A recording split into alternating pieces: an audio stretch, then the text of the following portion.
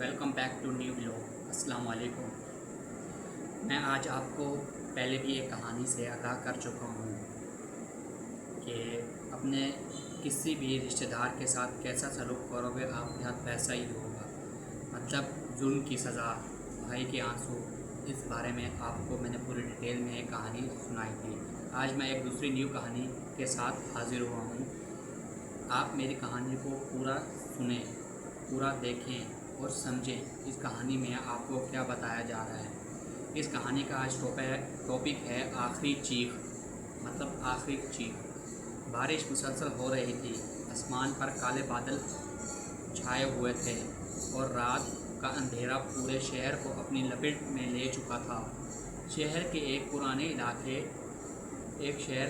علاقے میں ایک پوشیدہ اور عمارت کھڑی تھی جسے لوگ خالی حویلی کہتے تھے۔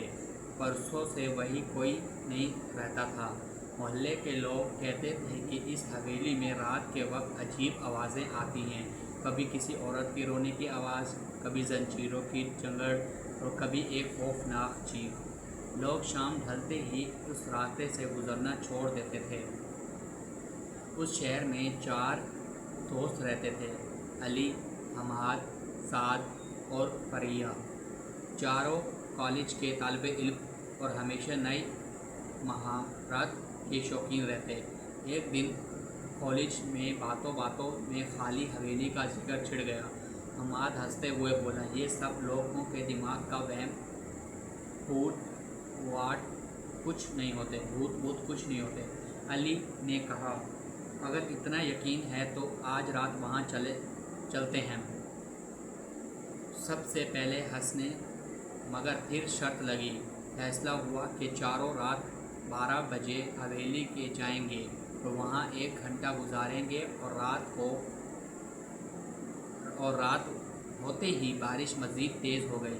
چاروں دوست ٹارچ لے کر حویلی کے سامنے پہنچے۔ پرانا زنگ آلود گیٹ ہوا کے ساتھ چڑچڑا رہا تھا، اندر مکمل خاموشی تھی۔ فریہ نے دھیمی آواز میں کہا، مجھے لگتا ہے ہمیں واپس چلے جانا چاہیے، مگر حماد آگے بڑھ کر کہنے لگا، ڈرنے کی ضرورت نہیں۔ انہوں نے دروازہ دھکا دیا کر کھولا۔ اندر ہر طرف گرد جمی ہوئی تھی۔ دیواروں پر پرانی تصویریں لٹک رہی تھیں جن پر مکڑیوں کے جالے تھے۔ اچانک اوپر کی منزل سے کسی چیز کی گرنے کی آواز آئی۔ سعد چونک گیا، یہ کیا تھا؟ علی نے ٹارچ اوپر ڈالی مگر کچھ نظر نہ آیا۔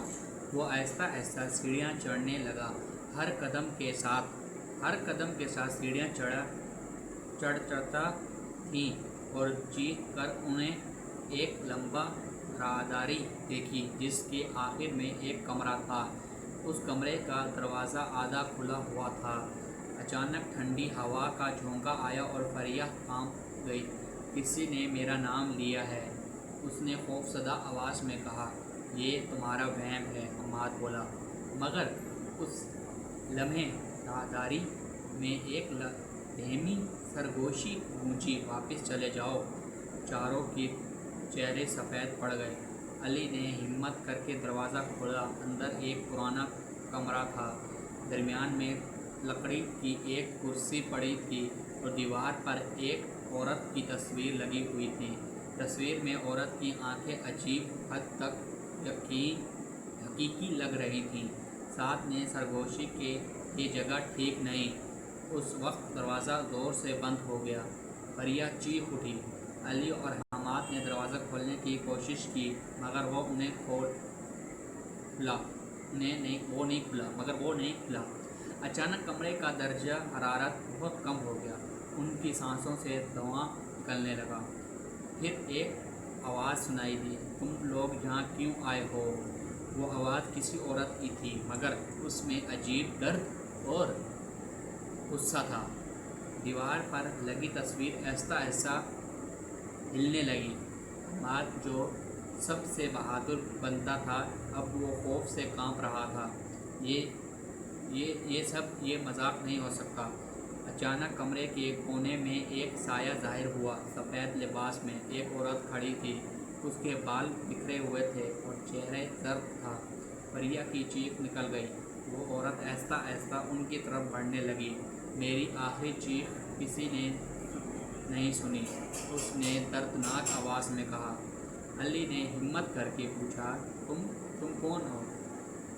عورت کی آنکھوں میں آنسو آ گئے۔ مجھے اس حویلی میں قتل کیا گیا تھا برسوں پہلے۔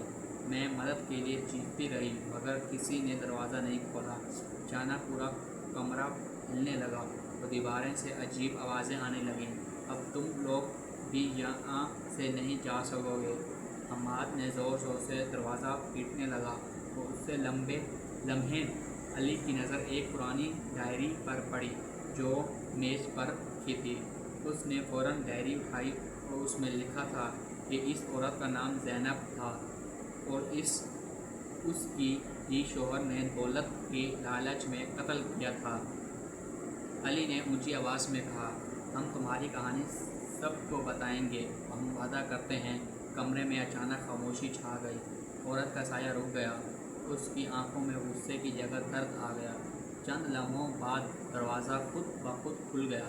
چاروں دوست فوراً وہاں سے بھاگ نکلے۔ بارش ابھی بھی ہو رہی تھی مگر وہ رکے بغیر دوڑتے رہے۔ اگلے دن انہوں نے پولیس کو وہ ڈائری دی۔ تحقیقات دوبارہ شروع ہوئی اور برسوں پرانا قتل ثابت ہو گیا۔ زینب کے شوہر کا سچ سب کے سامنے آ گیا۔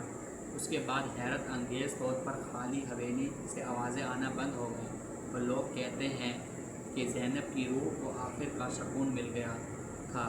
مگر آج بھی جب بارش والی رات ہوتی ہے تو کچھ لوگوں دعویٰ کرتے ہیں کہ اس پرانی حویلی کی کھڑکی میں ایک سفید سایہ نظر آتا ہے، جیسے کوئی خاموشی سے دنیا کو دیکھ رہا ہو۔ دیکھو یار کیسا زمانہ ہے۔ اس کہانی کو آپ سمجھ چکے ہوں گے کہ دولت کی لالچ کے پیچھے ایک شوہر نے اپنی بیوی کو قتل کر دیا اور جس بیوی نے اس بچاؤ کے لیے اپنی چیخیں مارتی رہی۔ کسی محلے والے نے بھی اس کی مدد نہیں کی۔ بیچاری آخرکار اس کے شوہر نے بے دردی سے اس کا قتل کر دیا۔ اب اس کو انصاف نہیں مل رہا تھا۔ اس 4 بچوں نے اس عورت کو انصاف دلوایا اور اس کی روح کو سکون پہنچا کر اور اسے سکون دلایا۔ اب اس حویلی سے کبھی کبھی اس کا نظر آتا تھا سایہ، لیکن اب جو چیخیں اور آواز آتی تھی وہ نہیں آتی۔ تو آج کی کہانی کا یہ اختتام ہوتا ہے۔ تو ملتے ہیں اگلی ویڈیو میں۔